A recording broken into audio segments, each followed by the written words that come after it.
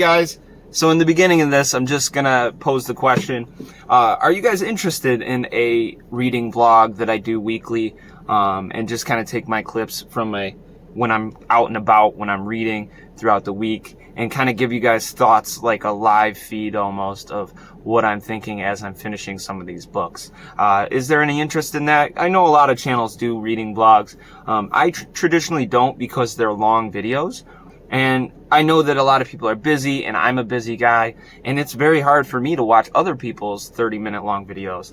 So I don't want to put that on you guys. If there's no interest at all, definitely leave a comment down below. Like the video if you like it, dislike it if you don't. But if there's anybody that'll watch it, I'll put them together, because it does offer the opportunity for me to give more live action thoughts of my videos, or of my life and my daily grind, and also what I'm reading. And it might be cool to see more of a moment-to-moment basis of what I'm feeling when I'm reading these books. So let me know down below, and thanks. Bye. Hey, all you working people, what's up?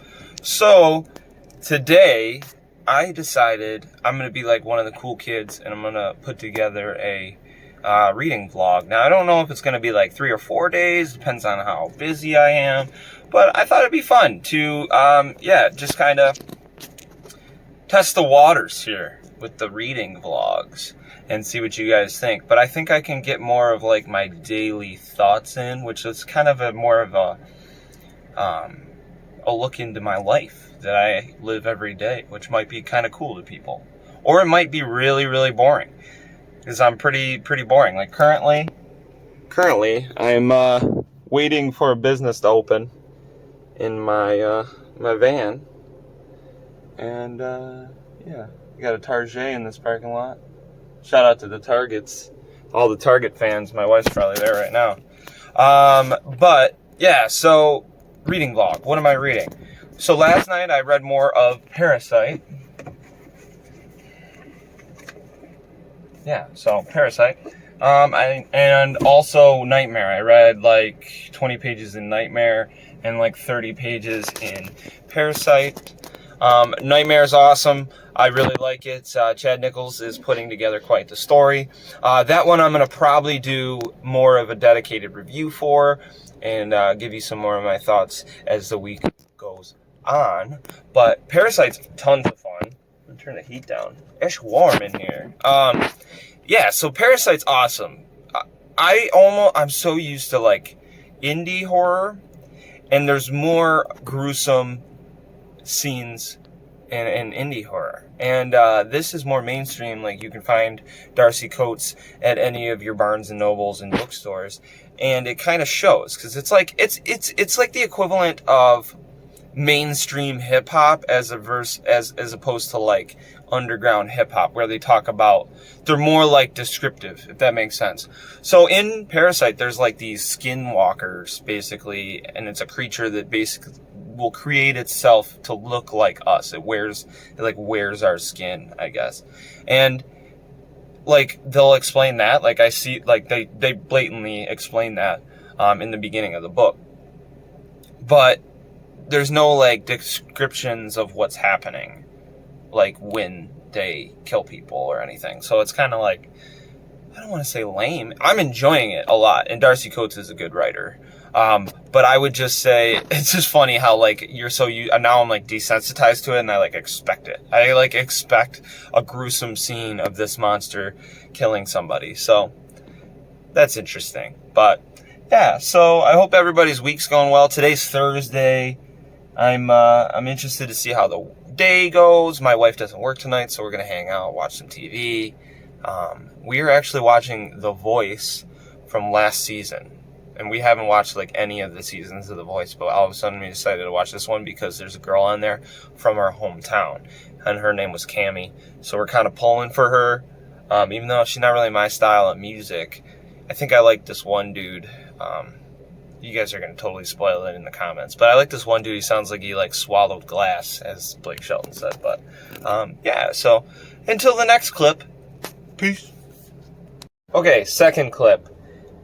I have been listening to, okay, let's just start from the beginning here. Well Red Beard reviewed a book called Betty, and I don't have a physical copy of it. So it's not a horror novel, and it's nothing I usually read. And also I should mention E has reviewed it as well. He did that like 5 months ago because he got an advanced reader copy, an ARC. And they said it's like the best writing. Hey, that guy, he went in there. I guess they're open. So I gotta go to work. But they said it's the best writing they've seen. E said, well, E and Well Red Beard, I believe, said it's like one of their favorite reads of the year. So I was like, holy shit. I mean, these guys are hard to please. You know, they have pretty good taste in books. And E is a writer and said that it's fantastic. So I was like, okay, let's take their word for it. Let's check it out from the library and just see, you know, if it's for me, it's for me. If not, whatever, I can return it and then I won't buy the book, and it is what it is. And usually when I get an audiobook like that, I don't buy the book because why would I take up the space? Why would I spend the money? I bought the book. It is fantastically written. The prose is second to none. I don't read contemporary fiction, or like, I don't know if it's considered contemporary fiction. It's like about small town living and like racism and emotion, and it's about this girl named Betty and how she grew up. And I am drawing a lot of comparisons to the way that my family is. So it's kind of interesting. I am a New Yorker. You can tell by my accent. I sound like a New Yorker. I am a New Yorker. I'm surrounded by snow right now. You know, I have like strong personality. But what a lot of people don't know is I was very close with my grandfather. I was very close with a part Cherokee Indian grandfather. And the main character is part Cherokee Indian, and her father is a Cherokee Indian. Now, if you're not aware of the Cherokee people and what has happened in their history, definitely research that. There's what's called the Trail of Tears. They basically tried to assimilate the tribes into Western civilization and make them basically white people. It's horrible. We were horrible to Native people, and it's not talked about enough, in my opinion, you know? I'm not a big, like, politically correct and, like, you know, everything has to be a big deal. I hate that about society, but it does matter what our history is. But the most important thing is that we understand our history and we don't let that shit happen again, if that makes sense. So that's just how I feel about it. So I am part Cherokee Indian. It's a very small part because I did my DNA. And I'm actually 50% English.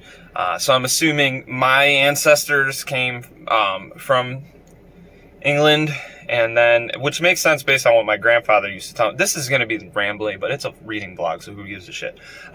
So I'm guessing the British came, and they found the tribes, you know, and formed the colonies and all that jazz. And I'm assuming at some point, my great-great-great-grandfather hooked up with a Cherokee Indian, and then that's how I got where I'm at. So I know my great-grandmother passed away on a reservation, so she had to be a high enough percentage that they would let her live on it. I think that's how that works. So, but yeah, so long story short, getting to where I was going is that my grandfather used to tell me all these stories. My grandfather is from what's called the Blue Ridge Mountains, and he was a West Virginian coal miner. So he would tell me all these stories. And the main character, well, not the main character, the main character's father, which I can't even remember his name right now, Landon? Wheeland? Long story short, he is a coal miner, and he experienced some racism, and just the narrative. One of the paragraphs touches on how all these men are working in this coal mine. And if you're not aware of what a coal mine does, it's a very dirty, dangerous, grimy job. And they all come out. And they all come out with black soot all over them. They become dark-skinned based on their job. And basically this author, the way that she weaved in and out of it was basically that all the men are equal. All the men are equal, and they're all doing the same job. And at the end of the day, they all look the same, but they still treat her father differently because of his skin color underneath. And that's just, it was so moving and shitty. As you know, this book's gonna make me cry at some point, because I kind of watched their reviews, and they basically said that there's a major character death, and I write myself, and the way that it's being set up, there's gonna be something bad that happens. So yeah, it's gonna be interesting. If you haven't read Betty, I would say go out and get it. Yeah, it's pretty intense. It's 480 pages too, so I'm on chapter 5. So there's a lot to go. So I don't think I've spoiled anything. But I just wanted to kind of put my thoughts in on this vlog and have it be a long vlog of my thoughts, because this book deserves that, and it's pretty interesting. I definitely, I'm picking up, the father in this story is just so wonderful, and he's got everything kind of stacked against him. He's struggled all his life. When he had his first child, he married the mom, and I think you kind of gather that the mom was abused, so she has some emotional issues, and it leads to like a rift in their marriage and their relationship. So it's almost like the kids are really raised by the father, even though the mother's there. She's kind of an asshole. So I mean, it's just very, very interesting. It's very, very interesting. They kind of touch on the traditional relationships of that time, and how like the Cherokee people believe that the wife and the mother of the family is just as important as the man, and they can have equal jobs. And that's the beautiful part of the Cherokee and the Native American societies, is they believe that the women are very strong people. They're kind of how we look at women today. Like, my wife is a badass, it's the truth, man. Like, they keep the world running, but in traditional culture of white people, they do not believe that. That time, they believed that the wife was supposed to be in the kitchen and taking care of the house, and then the men would go out and work. And so basically, it's a struggle also in an interfamily dynamic, where the husband, Leland, or whatever his name is, I'm totally getting it wrong probably. That's why I need the physical book, because the book is so good, so well written, that I need to read the prose physically. The audiobook's not going to cut it. So basically, the Native American gentleman in the story he believes that his wife should be more involved, and she's not, because she thinks that's not her role. And it's just people from two different backgrounds meeting together, and it's very interesting. This author has so many plots written into here. This video is long, but yeah, holy crap, guys. I'll let you guys know how it's going after I read a little bit more.